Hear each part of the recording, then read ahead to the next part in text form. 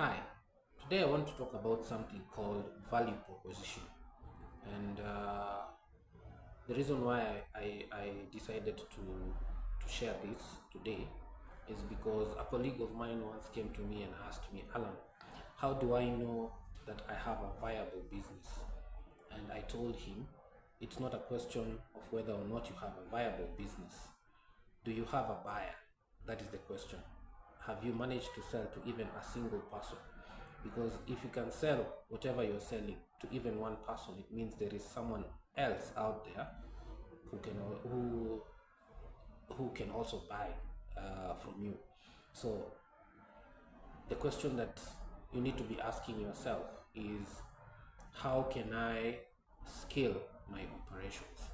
The moment you have a buyer, the next question is, how can I reach more buyers? Which is a question of growth. So there are three things that you need to keep in mind anytime you're crafting your value proposition. And I like to call them the three C's of value proposition. The first C is, who is your customer?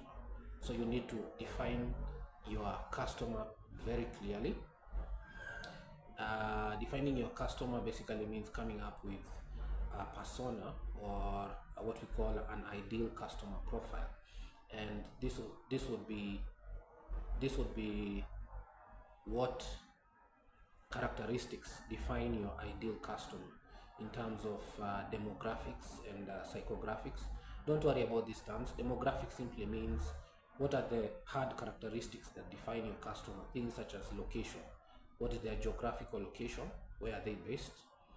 Things like what is their marital status? Are they family people, or are they single people? Are you targeting bachelors or spinsters, or people who just live on their own?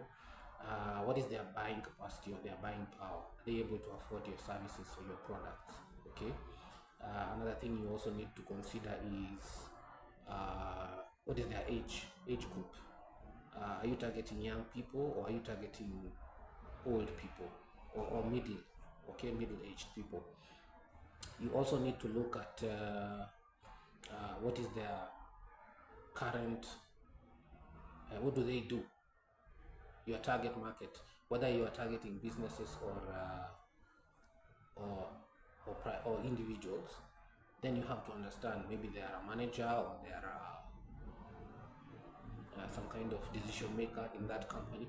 So you need to understand what are their needs. Okay. So once you have defined the demographics, you also need to define the psychographics. Psychographics will just be things that have to do with their psychology, such as their passions, their inclinations, their interests, their what is trending. Okay. And understanding your ideal customer will help you to know how to define your product or your service to meet their needs. Okay. The second thing, before you define your value proposition, the second C that you need to keep in mind is the competition. So you need to know who else is operating in your space, who seems to be offering the same thing, because they are also targeting the same customer base. So for you to be able to get this customer, then you need to ask yourself, who are my competitors, and how different are they from us, or how different can we be from them, so that we can have now the third C for defining your value proposition. And the third C is your core offering, which should be sorted with your unique selling point.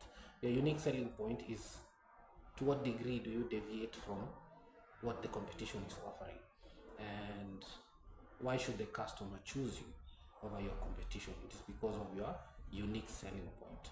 So before you can scale, you see, getting a customer can be something that can happen accidentally. You have something that you just discovered you can sell, and you got one customer. That can be accidental, but growing can never be accidental. Scaling has to be intentional, and that is why when you get to that stage where now you need to scale or to grow, you need to be intentional. You need to have structure, and you need to understand these details about your customer, your competition, and your core offering.